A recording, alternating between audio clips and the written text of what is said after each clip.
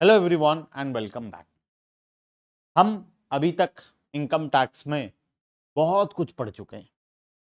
मतलब स्टार्टिंग से बात करें तो हम डेफिनेशंस पढ़े, फिर बहुत सारे प्रकार के अलग अलग टाइप के इनकम्स के बारे में पढ़े, 5 हेड्स ऑफ इनकम पढ़े, क्लबिंग का प्रोविज़न पढ़े, aggregation of income, set of, carry forward, न जाने और कितनी चीज़ों के बारे में हम बात किए। रिटर्न फाइलिंग से लेकर हर एक चीज़, पैन नंबर, आधार लिंकिंग, सब कुछ हम पढ़ लिए।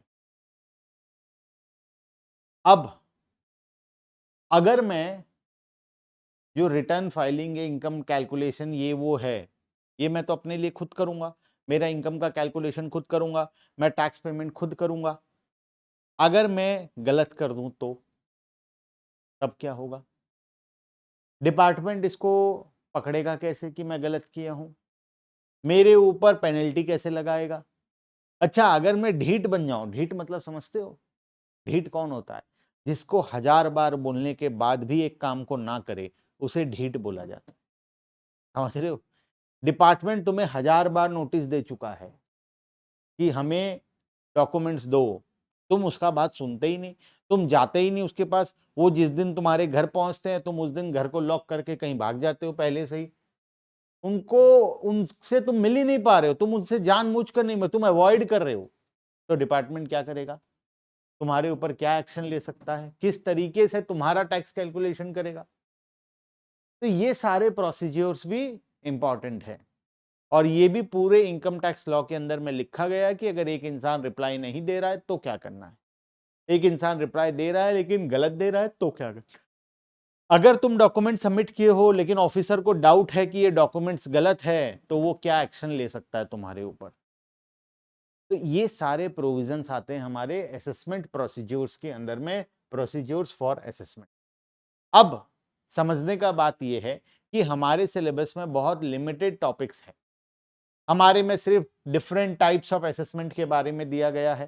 थोड़ा थोड़ा सा सेल्फ असेसमेंट एक होता है, वो स्क्रूटनी असेसमेंट होता है, वो बेस्ट जजमेंट असेसमेंट होता है, वो इस तरीके से कुछ ही असेसमेंट्स के बारे में हमारे सिलेबस में दिया गया है। कुछ ही असेसमेंट्स के बारे में हम पढ़ेंगे। और नॉर्मली जो एग्जाम्स में क्वेश्चन आता है, what is self assessment, difference between self assessment and best judgment assessment, difference between scrutiny assessment and best judgement assessment, इस तरीके का क्वेश्चन आता है। मतलब बेसिकली वो डेफिनेशंस के ऊपर ही आता है कि सेल्फ असेसमेंट क्या होता है, बेस्ट जजमेंट क्या होता है, इस तरीके का क्वेश्चन आता है, ना कि उसके पूरे इन डेप्थ डिटेल में जाकर क्वेश्चन आता है। और इन डेप्थ डिटेल में पढ़ने के लिए असेसमेंट प्रोसीजर मैं बता रहा हूं, एक 1000 पेज का अलग से बुक है। अगर तुम पढ़ने बैठो असेसमेंट प्रोसीजर को, तो एक 1000 पेज का अलग से बुक है, वो बुक को पढ़ना पड़ेगा। पेजेस है 1000 पेजेस। क्या पॉसिबल है हमारे लिए? हम जो अभी क्लासेस कर रहे हैं, क्या हम लोगों के लिए पॉसिबल है ये 1000 पेजेस को पढ़ना? नहीं है।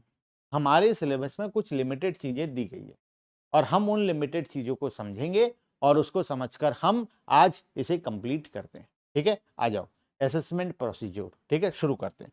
सबसे पहला जो असेसमेंट होता है वो होता है सेल्फ असेसमेंट। नाम में क्या लिखा है? सेल्फ, मतलब खुद करो, खुद करना पड़ेगा। डिपार्टमेंट बोलता है तुम अपना असेसमेंट खुद करो, हम कुछ नहीं करेंगे। तुम खुद अपना इनकम कैलकुलेट करो, तुम खुद उसमें सेट ऑफ कैरी फॉरवर्ड लगाओ, तुम उसमें खुद क्लबिंग लगाओ, तुम उसमें खुद इनकम टैक्स का कैलकुलेशन करो, खुद रिबेट कैलकुलेट करो, खुद रिलीफ कैलकुलेट करो, खुद चैप्टर 6A का डिडक्शंस लो। उसके बाद जो टैक्स आता है उसके ऊपर इंटरेस्ट कैलकुलेट करो, उसके ऊपर जो फाइन अगर कुछ है तो वो कैलकुलेट करो, टोटल करो, टोटल करने के बाद जो टैक्सेस तुम पे किए हो उसको माइनस करो और डिफरेंस का टैक्स अमाउंट हमें लाकर दे दो। ये सब तुम खुद करो। कौन बोलता है? डिपार्टमेंट बोलता है। इसको बोलते हैं सेल्फ असेसमेंट। हम हमारा असेसमेंट खुद करते हैं, हम हमारा असेसमेंट खुद करते हैं। लेकिन अगर इस असेसमेंट में हम कुछ गलती कर दिए या फिर हम जानबूझकर अपने असेसमेंट को इस तरीके से कर रहे हैं कि हमारा टैक्स का सेविंग्स हो रहा है, हम जानबूझकर टैक्स को चुराने के लिए हम ऐसा कर रहे हैं, तो उसके बाद सेल्फ असेसमेंट के बाद डिपार्टमेंट असेसमेंट करता है हमारा। पहले हम खुद करते हैं, खुद करके रिटर्न सबमिट कर देते हैं। वो होने के बाद अब डिपार्टमेंट अपनी तरफ से असेसमेंट करता है on the basis of data submitted. हम जो डेटा सबमिट किए हैं और डिपार्टमेंट के पास जो हमारा डेटा है। तो डिपार्टमेंट के पास आपका डेटा कहां से आया? डिपार्टमेंट के पास हमारा इतना ज्यादा डेटा है कि उतना डेटा तुम अपने घर वालों को नहीं बताओगे। इससे ज्यादा इंफॉर्मेशन डिपार्टमेंट के पास ऑलरेडी है तुम्हारा। सर कैसे है? तुम अपने घर वाले को कभी नहीं बताते, या नॉर्मली लोग घर वाले को अपना सारा इनकम डिस्क्लोज नहीं करते। बैंक में कितना पैसा रखे हैं वो डिस्क्लोज नहीं करते, इंटरेस्ट कितना आ रहा है वो नहीं बताते, फिक्स डिपॉजिट भी छुपा छुपा कर रखते हैं, इंश्योरेंस पॉलिसी छुपा छुपा कर रखते हैं, जमीन खरीद कर छुपा छुपा कर रखते हैं, गोल्ड खरीद के छुपा छुपा कर रखते हैं। लेकिन ये सब इंफॉर्मेशन डिपार्टमेंट के पास ऑलरेडी है। कहां से आया सर ये इंफॉर्मेशन? हम तो दिए नहीं, ना कोई दिया, तो पता कैसे चला? डिपार्टमेंट तुम्हारे पैन नंबर के बेसिस पर सारा इंफॉर्मेशन निकाल लेता है। हर एक बैंक अकाउंट के साथ पैन नंबर लिंक्ड है, तो बैंक अकाउंट में कितना बैलेंस है वो डिपार्टमेंट को ऑलरेडी पता है। बैंक अकाउंट में कितना इंटरेस्ट आ रहा है वो ऑलरेडी पता है। फिक्स डिपॉजिट करने जाते हो, फिक्स डिपॉजिट पर पैन नंबर लगता है और वहां से वो ऑटोमेटिकली ले लेता है डिपार्टमेंट डेटा। इंश्योरेंस पॉलिसी करने जाओ, पैन नंबर लगता है, वो डेटा भी डिपार्टमेंट को मिल जाता है। गाड़ी खरीदो, पैन नंबर लगता है, वो डेटा भी डिपार्टमेंट को मिल जाता है।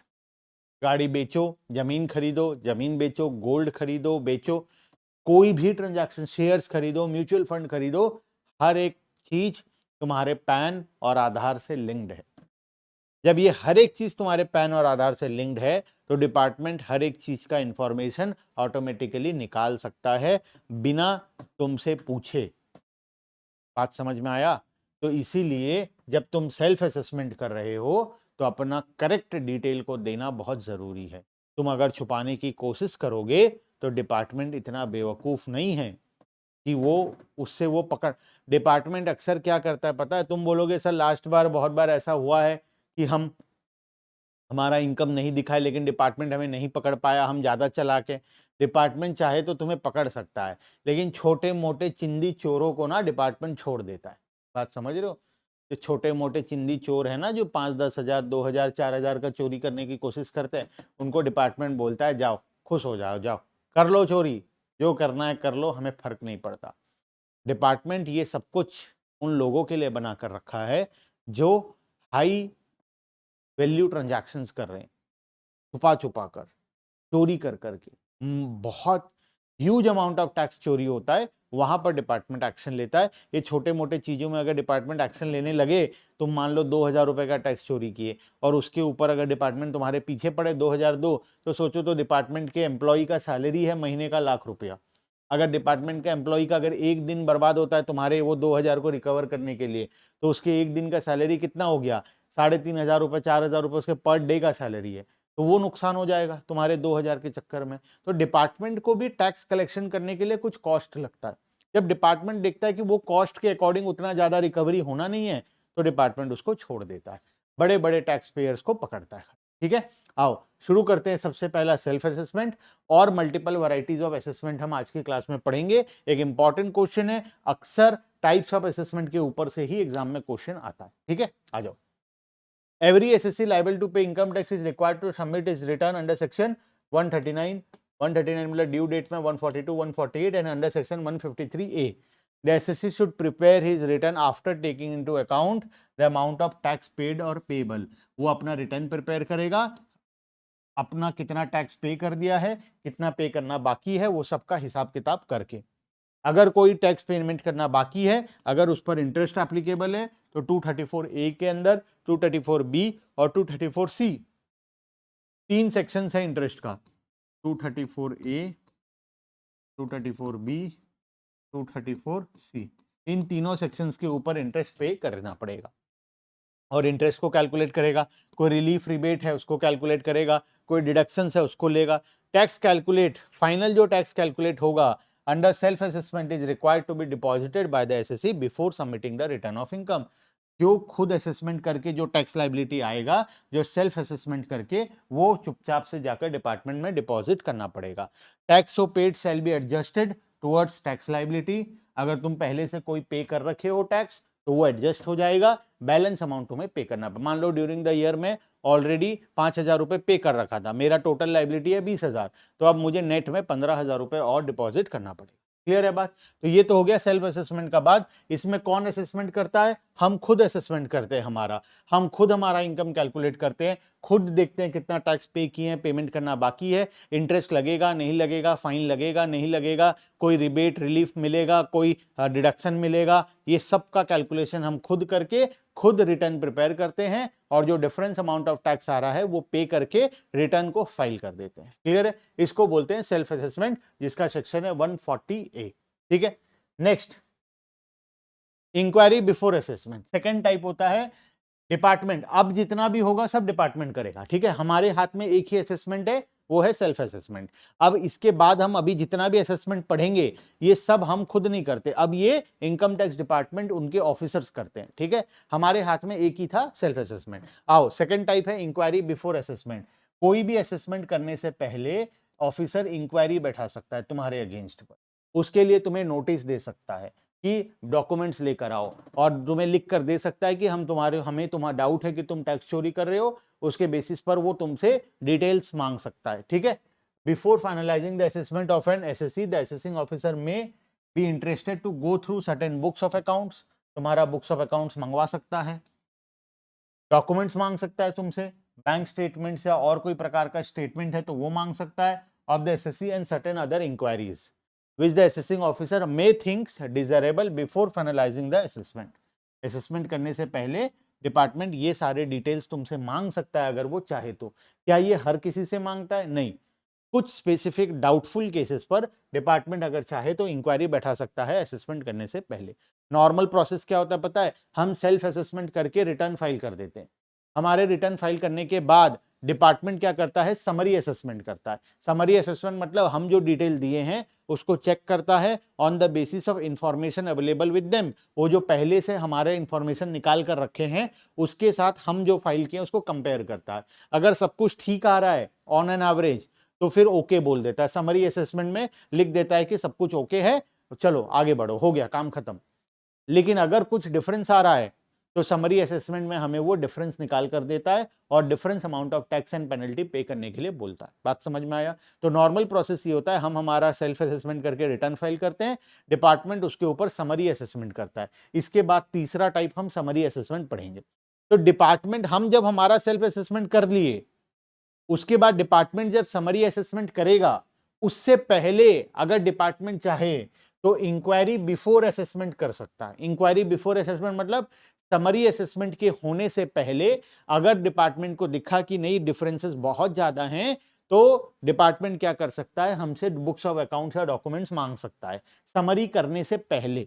नॉर्मली हम सेल्फ असेसमेंट करते हैं, उसके बेसिस पर डिपार्टमेंट समरी असेसमेंट करता है, लेकिन ये समरी करने से पहले डिपार्टमेंट चाहे तो इंक्वायरी बिफोर असेसमेंट कर सकता है। बात समझ में आया? और हमसे बुक्स ऑफ अकाउंट्स या डॉक्यूमेंट्स मांग सकता है। क्लियर है? अगर उसको डाउट हुआ तो, सभी के केसेस में ये नहीं होता, कुछ डाउटफुल केसेस पर होता है। ठीक है सर, समरी असेसमेंट क्या सबका होता है? यस, वो मैंडेटरी है। तुम जब सेल्फ असेसमेंट करके अपना डॉक्यूमेंट सबमिट करोगे, अपना रिटर्न फाइल करोगे, तो उस फाइल को प्रोसेस करना पड़ता है। प्रोसेस करके हमें वो लोग बताएंगे कि सब ठीक है या नहीं है, उसको बोलते हैं समरी असेसमेंट, और ये मैंडेटरी होता है, सभी का होता है। ठीक है, चलो कंडक्टिंग इंक्वायरी, चाहे तो कोई प्रकार का इंक्वायरी कर सकता है हमारे अगेंस्ट में।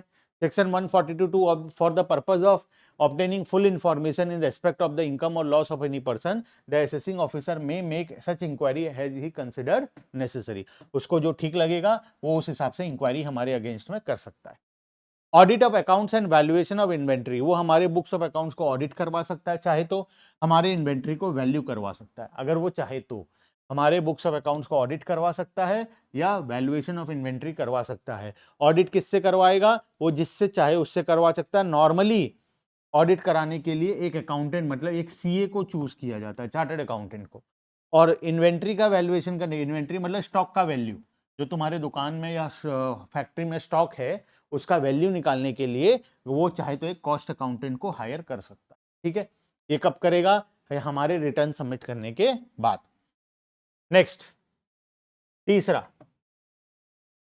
ये है best assessment on the basis of return filed. हम जो रिटर्न फाइल किए सेल्फ असेसमेंट करके, अब डिपार्टमेंट उस इंफॉर्मेशन के बेसिस पर अपनी तरफ से असेसमेंट करेगा, जिसको हम बोलेंगे समरी असेसमेंट या assessment on the basis of return filed. जो हम डॉक्यूमेंट, हम जो डिटेल सबमिट किए हैं उसके बेसिस पर डिपार्टमेंट असेसमेंट करके अब हमें बताएगा कि वो ठीक है या नहीं है। उसे क्या बोलते हैं? समरी असेसमेंट बोलते हैं, या फिर assessment on the basis of return filed बोलते हैं। ठीक है, with effect from assessment year 89-90 new procedure of regular assessment has been prescribed. क्या है?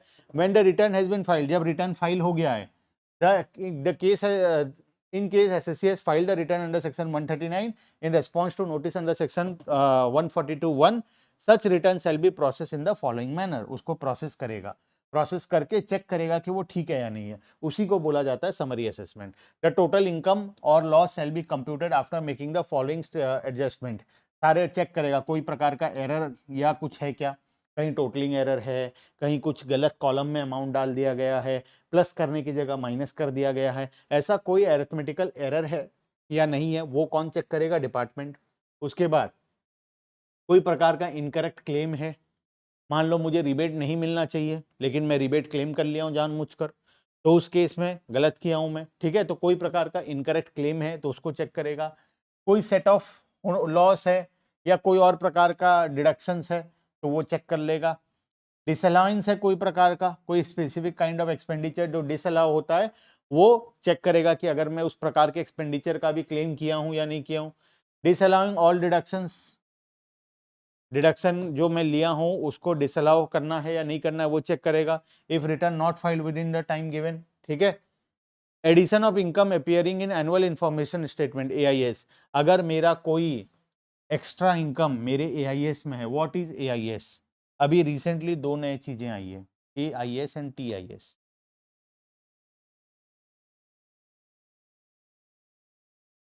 AIS TIS, annual information statement और ट्रांजैक्शन इंफॉर्मेशन स्टेटमेंट। ठीक है, annual information statement, transaction information statement. क्या बोलता है ये दोनों? इन दोनों का मतलब है कि तुम साल भर में जो भी ट्रांजैक्शन किए हो, तुम्हारे पैन नंबर के बेसिस पर, तुम कहीं कहीं पर पैन नंबर तुम्हारा ऑलरेडी लिंक्ड है, आधार नंबर ऑलरेडी लिंक्ड है, और वहां पर जो भी ट्रांजैक्शंस हुए हैं वो सारे ट्रांजैक्शंस डिपार्टमेंट के पास इंफॉर्मेशन होता है। डिपार्टमेंट उन इंफॉर्मेशन को हमको भी दिखाता है, कहां पर? AIS में और TIS में। अगर मान लो AIS में दिखा रहा है कि मुझे बैंक से इंटरेस्ट मिला है 10 लाख रुपए, और मैं बोलता हूं नहीं नहीं नहीं मुझे 10 लाख नहीं मिला है, तो डिपार्टमेंट क्या करेगा? इसको चेक कर सकता है। कैसे चेक करेगा? वो पहले तो मेरा जो इंटरेस्ट इनकम मैंने शो किया, मैंने रिटर्न में 1 लाख शो किया है, दिया 10,000 शो किया है, लेकिन दिखा रहा है 10 लाख। कहां पर? AIS में। AIS में 10 लाख दिखा रहा है। ये इन्फॉर्मेशन कहां से आया? ये बैंक के थ्रू मिला है इन्फॉर्मेशन। बैंक बोल रहा है कि हम 10 लाख इंटरेस्ट दिया, तुम रिटर्न में बोल रहे हो मैं 10,000 पाया हूं, तो ये अगर डिफरेंस हो गया तो ये कहां से पकड़ाई में आएगा? ये AIS या TIS से पकड़ाई में आएगा। AIS और TIS सेम टाइप का स्टेटमेंट होता है, which has not been included in computing the total income of the return. ठीक है, तो ये सभी चीजों को चेक करके डिपार्टमेंट क्या करेगा? समरी असेसमेंट करेगा। बात समझ रहे हो? तो डिपार्टमेंट बेसिकली क्या करता है? हम तो हमारा कैलकुलेशन कर दिए, डिपार्टमेंट को हमारा रिटर्न सबमिट कर दिए। डिपार्टमेंट अब क्या कर रहा है? हमारे रिटर्न के कॉपी को लेकर बैठा है और चेक कर रहा है हमारा क्या क्या इंफॉर्मेशन उसके पास है, सब कुछ सही है या नहीं है, टोटलिंग सही है कि नहीं, कुछ गलत क्लेम हुआ है नहीं हुआ है, ये सब कुछ चेक करके एक फाइनल ऑर्डर पास करेगा, एक फाइनल असेसमेंट ऑर्डर पास करेगा, जिसमें लिखा होगा, अगर सब कुछ सही है तो लिखा होगा सब सही है, अगर कुछ गलत है तो वो स्पेसिफिक चीजों को लिखा जाएगा कि ये गलत है और इसके अकॉर्डिंग कुछ अगर एक्स्ट्रा टैक्स आ रहा है तो वो हमें पे करना पड़ेगा। ठीक है, intimation sent under section 143(1) shall not be treated as assessment order and such an intimation may be followed by scrutiny assessment। ठीक है, ये तो हो गया समरी असेसमेंट, लेकिन बात यहां खत्म नहीं होता है, तुम्हें पता है इसके बाद आता है स्क्रूटनी असेसमेंट। अब समझो चीजों को। ठीक है, पहले क्या था? हम, ये मैं हूं और ये department, income tax IT department. मैं अपना रिटर्न फाइल कर दिया on the basis of self assessment. मेरा डॉक्यूमेंट कहाँ चला गया? डिटेल्स इनकम टैक्स डिपार्टमेंट के पास चला गया, डिटेल सारा ऑनलाइन फॉर्म के थ्रू। आईटी डिपार्टमेंट उसे वेरीफाई किया और मुझे एक समरी असेसमेंट दे दिया। इस बीच में अगर उसे कुछ इंफॉर्मेशन चाहिए था तो वो इंक्वायरी बिफोर असेसमेंट करके मेरे से डिटेल मांग लिया और सब सेटिस्फाई होने के बाद मुझे एक समरी असेसमेंट करके दे दिया। ठीक है, 143(1) में सेक्शन है 143(1). अब समरी असेसमेंट मिल गया, इसमें लिखा है ऑल ओके, ऑल ओके, आगे बढ़ो। ऑल ओके लिखा है, इसका मतलब मैं खुश हो गया, वाह सब कुछ सही है। मेरे मन में क्या चल रहा है? मेरा टैक्स का चोरी डिपार्टमेंट नहीं पकड़ पाया, मेरा टैक्स का चोरी डिपार्टमेंट नहीं पकड़ पाया, मेरे टैक्स का चोरी डिपार्टमेंट नहीं पकड़ पाया।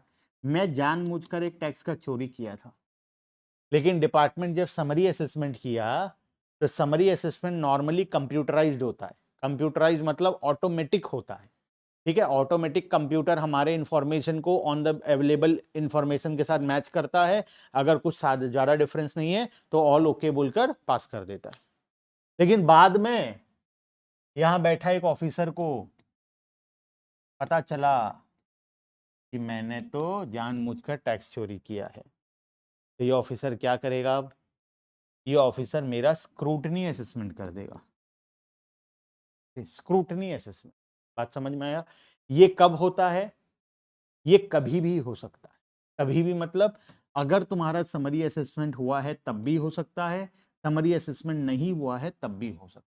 स्क्रूटनी असेसमेंट आना एक इंसान के जीवन का सबसे बुरा नोटिस होता है। बुरा नोटिस मतलब डिपार्टमेंट अब तुम्हें तवा में ग्रिल करेगा। फ्राई समझते हो? जैसे वो फ्राई करते हैं ना पैन में, गरम पैन में, ऐसे गरम पैन में तुम्हें फ्राई करेगा विदाउट तेल एंड वाटर, सूखा सूखा फ्राई करेगा। मतलब तुमसे हर एक डिटेल मांगेगा, तुमसे हर एक बिल, हर एक वाउचर, हर एक बैंक स्टेटमेंट, हर एक ट्रांजैक्शन का एक्सप्लेनेशन मांगेगा कि ये सब सही है या गलत है, और तुम्हें ये सारे एक्सप्लेनेशन देने पड़ेंगे। ये स्क्रूटनी असेसमेंट में होता है। सर क्या ये सभी को करना पड़ता है? नहीं, ये सिलेक्टेड 0.1% केसेस में ऐसा होता है। 0.1% केसेस मतलब अगर 1 लाख लोग रिटर्न फाइल किए हैं तो उसमें से कितने लोगों का होगा ये असेसमेंट?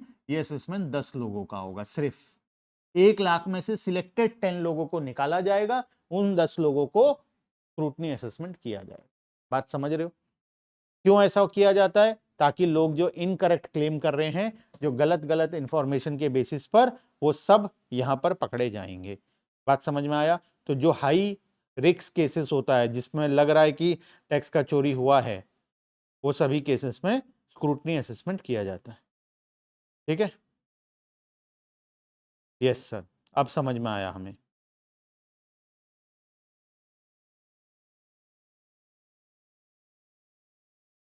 चलो ठीक है, आओ फटाफट से पढ़ते हैं स्क्रूटनी असेसमेंट। अच्छा ये यही है, यहीं पे था। कंपल्सरी सर्विस ऑफ नोटिस, अगर डिपार्टमेंट को स्क्रूटनी असेसमेंट करना है तो तुम्हें नोटिस देगा। ठीक है, the assessing officer reason to believe that assessee has claimed loss, exemption, deduction, allowance और rebate which is not admissible under the act, the notice requiring him to produce proof of such claims and specified date shall be issued। एक specified date में office में लेकर सभी documents को लेकर आने के लिए बोला जाएगा। ठीक है, नॉर्मली ये 3 मंथ्स के अंदर होता है, 6 months up to assessment year 2021 from end of the financial year in which return is file. जब रिटर्न फाइल करोगे उस असेसमेंट ईयर के एंड से, अभी ये 3 मंथ्स हो गया, पहले 6 मंथ्स के अंदर में होता था। ठीक है, उसके बाद assessment after receiving evidence, department तुम्हारे अगेंस्ट में एविडेंस निकालेगा कि तुमने गलत क्लेम किया है और उसके बाद असेसमेंट करेगा। On the specified date the assessing officer after hearing the evidence और आफ्टर इंस्पेक्टिंग द डॉक्यूमेंट्स, तुम्हारे द्वारा डॉक्यूमेंट सबमिट करने के बाद, उसे चेक करने के बाद या तो क्लेम को एक्सेप्ट करेगा या रिजेक्ट करेगा, and pass the necessary order, उसके बेसिस पर ऑर्डर पास कर देगा। टाइम लिमिट क्या है कंप्लीशन ऑफ असेसमेंट का? ऐसा नहीं कि सालों साल चलता रहेगा, 2 इयर्स के अंदर तुम्हें ये असेसमेंट कंप्लीट करना, मतलब ये डिपार्टमेंट के ऊपर लाइबिलिटी है। ऑफिसर के वो 2 साल के अंदर ये काम को कंप्लीट करना, अगर ऑफिसर नहीं कंप्लीट कर पाया तो वो फंसेगा, ठीक है। नेक्स्ट, एसएससी के पास कुछ रेमेडीज अवेलेबल है, स्क्रूटनी असेसमेंट के अगेंस्ट में रेमेडी अवेलेबल है। If the assessee is aggrieved by the order, सोच लो स्क्रूटनी असेसमेंट हुआ, ऑफिसर तुम्हें बुलाया, ऑफिसर तुमसे घूस मांग रहा है और तुम्हें डरा रहा है कि अगर तुम घूस नहीं दोगे तो हम तुम्हारा 10 लाख का क्लेम को रिजेक्ट कर देंगे और तुम्हें उसके अगेंस्ट पर 5 लाख रुपए टैक्स देना पड़ जाएगा। तुम डर गए, डिपार्टमेंट तुमसे 50,000 घूस मांग रहा है, लेकिन तुम घूस खिलाना भी नहीं चाहते हो, तुम टैक्स भी तुम जान रहे हो कि तुम्हारा केस जेन्युइन है, लेकिन जानबूझकर ऑफिसर तुम्हें ब्लैकमेल कर रहा है, तो तुम क्या करोगे? तुम क्या करोगे उस केस में? तुम बोलोगे ठीक है, तू ऑर्डर पास कर दे, क्लेम को रिजेक्ट कर दे, ऑर्डर पास कर दे, मैं 5 लाख पे करूंगा। और जैसे ही वो ऑर्डर पास कर देगा, पेमेंट नहीं करना है, ऑर्डर पास करते ही तुम क्या करोगे? उसके अगेंस्ट में अपील फाइल कर दोगे।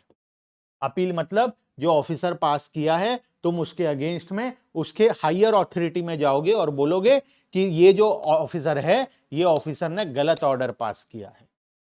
अपील होता है, वो अपील बोला जाता है, तो अपील फाइल कर दोगे। अपील फाइल करोगे तो अब हायर अथॉरिटी में वो केस चला जाएगा, अलग ऑफिसर के अंडर में चला जाएगा और फिर से स्टार्टिंग से सब कुछ चेकिंग होगा। स्टार्टिंग से चेक होगा तो अगेन फिर वहां पर बचने का संभावना है। ऑफिसर कमिश्नर जो होगा वो चेक करेगा, कमिश्नर ऑफ इनकम टैक्स। पहले उसके अंडर वाला ऑफिसर चेक करता था, लेकिन अपील फाइल करोगे तो उसके हायर रैंक का ऑफिसर उसे चेक करेगा। क्लियर है बात? तो अपील फाइल करने का प्रोविजन तुम्हारे पास होता है। अगर तुम्हें लग रहा है तुम्हारे साथ कुछ गलत हुआ है, तुम अपील फाइल कर दो। सर अगर कमिश्नर भी ऐसा करे तो उसके अगेंस्ट में फिर अपील फाइल कर दो। कहां पर जाओ? हाई कोर्ट पर। स्टेट का डिस्ट्रिक्ट, हर एक स्टेट में हाई कोर्ट होता है, हाई कोर्ट में अपील फाइल कर दो। हाई कोर्ट में भी अगर ऐसा हुआ तो सुप्रीम कोर्ट में फाइल कर दो। सुप्रीम कोर्ट में रिट पिटीशन फाइल करके अगेन एक अपील फाइल कर दो, मैटर चला जाएगा सुप्रीम कोर्ट में। और याद रखो 5-5 जगह ऑप्शन है, हर जगह ऐसा नहीं होगा, ठीक है। चलो, adjustment of tax on regular assessment, अगर कोई रेगुलर असेसमेंट हुआ है तो जो तुम टैक्स पे किए हो वो ऑलरेडी एडजस्ट हो जाएगा। कोई भी असेसमेंट हो, उसमें जो तुम ऑलरेडी टैक्स पे कर चुके हो उसको माइनस किया जाएगा और डिफरेंस टैक्स ही तुम्हें देना पड़ेगा, ठीक है। In case regular assessment is made, the tax और interest paid by the assessee shall be deemed to have been paid towards such regular assessment. जो तुम ऑलरेडी पे किए हो मान लिया जाएगा कि तुम उसको पे कर दियो, डिफरेंस अमाउंट खाली तुम्हें देना पड़ेगा, ठीक है। In case any excessive amount has been refunded but amount refundable on regular assessment is less, the excess amount of refund shall be deemed to be the tax payable by the assessee, ठीक है। Yes sir, आगे चलते हैं। Best judgement assessment, ये उनके लिए होता है जिनको मैं स्टार्टिंग में बताया था ना, अगर तुम क्या हो, ढीठ हो, ढीठ। डिपार्टमेंट तुम्हें नोटिस दे रहा है, डॉक्यूमेंट लेकर आओ, तुम नोटिस का कोई रिप्लाई नहीं दे रहे हो, तुम जा भी नहीं रहे हो। पहली बार नोटिस दिया तुम सुने नहीं, दूसरी बार नोटिस दिया सुने नहीं, फोन किया उठाए नहीं, ईमेल किया रिप्लाई नहीं दिए, तुम्हारे घर आया तुम घर पे नहीं थे, तुम्हारे पीछे पीछे जा रहा है तुम उसका बात नहीं सुन रहे हो। कोई भी तरीके से डिपार्टमेंट तुम्हें कम्युनिकेट करने का कोशिश करे, हालांकि डिपार्टमेंट इतना तरीका अपनाएगा ही नहीं, डिपार्टमेंट सिर्फ और सिर्फ तुम्हें रिटन नोटिस देगा। अगर तुम रिप्लाई नहीं देते हो, तुम उसे कंप्लाई नहीं करते हो, तो गम ऑफिसर क्या करेगा? बेस्ट जजमेंट असेसमेंट कर देगा। बेस्ट जजमेंट मतलब जो ऑफिसर को ठीक लग रहा है, क्योंकि तुम तो डिटेल दिए नहीं, डिपार्टमेंट के पास कोई डिटेल है नहीं। अब डिपार्टमेंट के पास डिटेल नहीं है तो अब डिपार्टमेंट को जो सही लगेगा वो कर देगा। बात समझ में आया? इसको बोलते हैं best judgement. In the process of making assessment of the assessee, the assessing officer calls for certain information through notice from such assessee to know the correct income और loss of the assessee. If the case assessee fails to comply with such notice, अगर officer assessee जो है वो fail हो जाता है उस notice को कंप्लाई करने से, या तो वो रिप्लाई नहीं देता, या तो गलत इंफॉर्मेशन देता है, या बार बार जाकर मिसबिहेव करता है, ऐसा कोई भी काम करता है वो बार बार, तो उसके केसेस पर वो बेस्ट जजमेंट असेसमेंट कर सकता है। To make the best judgement assessment of assessee's income is the most important tool in the hands of the assessing officer. Assessing officer best judgement assessment कर सकता है, ठीक है। इसको बोलते हैं ex parte assessment. Ex parte मतलब तुम्हारा पक्ष को बिना सुने, तुम्हारे इंफॉर्मेशन को बिना कंसिडर किए वो अपने बेसिस पर ऑर्डर पास कर दे, ठीक है। यस, तुम उसके अगेंस्ट में क्या करोगे? तुम चाहो तो अपील फाइल कर सकते हो, ऑर्डर पास कर दिया तो क्या हो गया, तुम अपील फाइल कर दो, ठीक है। The type of assessment is made when SSC does not cooperate, या तो एसएससी कोऑपरेट नहीं कर रहा है, या तो इंफॉर्मेशन वो नहीं दे रहा है। with the assessing officer and he is the absence of sufficient information proceeds with the finalization of income or loss of the assessee according to best of his ability, knowledge, judgment, guesswork, etc. ये करने के लिए का मतलब ये है नहीं है कि एसएससी को जानबूझकर परेशान करने के लिए ये किया जा रहा है, ये मजबूरी है। तुम सोचो ना, डिपार्टमेंट तुम्हारे पीछे और कितना लगे, 3 बार नोटिस दिया, तुम तीनों बार नहीं गए, क्या डिपार्टमेंट को और कोई काम नहीं है कि तुम्हारे पीछे लगा रहेगा? एक तो तुम टैक्स का चोरी किए या नहीं भी किए, डिपार्टमेंट जब तुमसे इंफॉर्मेशन मांग रहा है तो तुम्हारा लाइबिलिटी है कि तुम उसे जाकर इंफॉर्मेशन दोगे। अगर तुम नहीं दे रहे हो तो वो बेस्ट जजमेंट असेसमेंट कर सकता है। ठीक है, क्लियर है? अब 2 प्रकार का बेस्ट जजमेंट असेसमेंट होता है, एक वॉलंटरी वाला होता है, एक कंपलसरी वाला होता है। एक कंपलसरी बेस्ड जजमेंट असेसमेंट और एक होता है डिस्क्रिटरी बेस्ड जजमेंट असेसमेंट। कंपलसरी कब होता है, मैं तुम्हें बता दे रहा हूं, तुम इसे रीड कर लेना घर में, ठीक है? कंपलसरी कब होता है, जब तुम बिल्कुल भी कंप्लाई नहीं कर रहे हो, तुम गए ही नहीं, तुम बात ही नहीं कर रहे हो, तुम रिप्लाई नहीं दे रहे हो, तुम कुछ कर ही नहीं, तो अब ऑफिसर के पास क्या ऑप्शन है? और अब ऑफिसर के पास कोई ऑप्शन है? तुम वो अगर तुम्हारी मदद करना चाहे तो भी वो नहीं कर सकता, क्योंकि तुम तो रिप्लाई नहीं दे रहे हो ना, तुम तो बात ही नहीं कर रहे हो, तुम तो उसके तक पहुंच ही नहीं रहे हो, तुम जा ही नहीं रहे हो, तुम घर में सोए हो या नहीं हो घर में, भगवान कहाँ गए हो पता नहीं, लेकिन तुम इंफॉर्मेशन दे ही नहीं रहे हो। जब तुम दे ही नहीं रहे हो कोई इंफॉर्मेशन या उससे कंप्लाई नहीं कर रहे हो, तो वो कंपल्सरीली क्या करेगा? बेस्ट जजमेंट असेसमेंट करेगा, वो मजबूरी में करेगा। लेकिन डिस्क्रिटरी कब होता है? वो अपने मर्जी से करेगा। कब करेगा मर्जी से?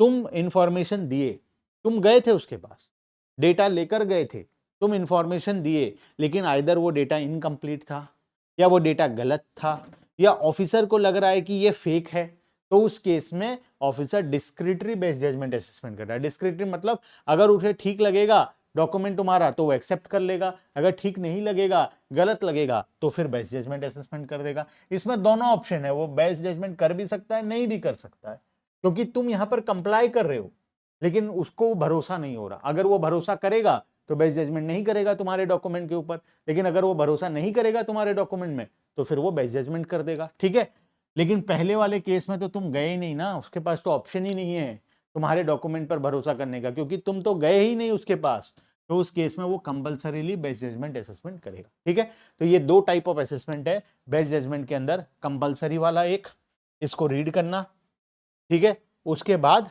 डिस्क्रिटरी वाला, डिस्क्रिटरी वाला तुम इसको भी एक बार रीड कर लेना। क्लियर है? लास्ट में होता है असेसमेंट और रीअसेसमेंट और इनकम एस्केपिंग असेसमेंट, एक आखिरी टाइप। ये क्या होता है सोचो, मान लो 2022-23 में तुम्हारा स्क्रूटनी असेसमेंट हुआ था, तुम रिटर्न फाइल किए, 10 लाख रुपए इनकम शो किए और टैक्स पे कर दिए। डिपार्टमेंट को लगा, डिपार्टमेंट स्क्रूटनी किया और बोला तुम्हारा इनकम 15 लाख है, तुम बोले चलो ठीक है फाइनल कर दो 15 लाख, डिफरेंस अमाउंट पर जो टैक्स पेनल्टी था तुम पे कर दिए, बात खत्म हो गया, तुम डिपार्टमेंट की बात मान लिए, खत्म हो गया।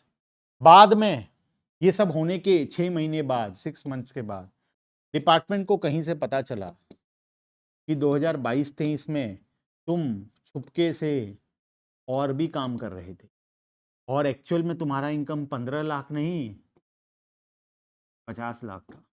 तो ये जो हम स्क्रूटनी असेसमेंट किए थे उसमें भी इनकम्प्लीट इंफॉर्मेशन था, मतलब एक तो वो खुद कैलकुलेट किए, हम उसकी बात को मान भी लिए, हम डिफरेंस अमाउंट टैक्स दे भी दिए, हम झगड़ा भी नहीं किए, कुछ नहीं किए, हम चुपचाप बात मान लिए।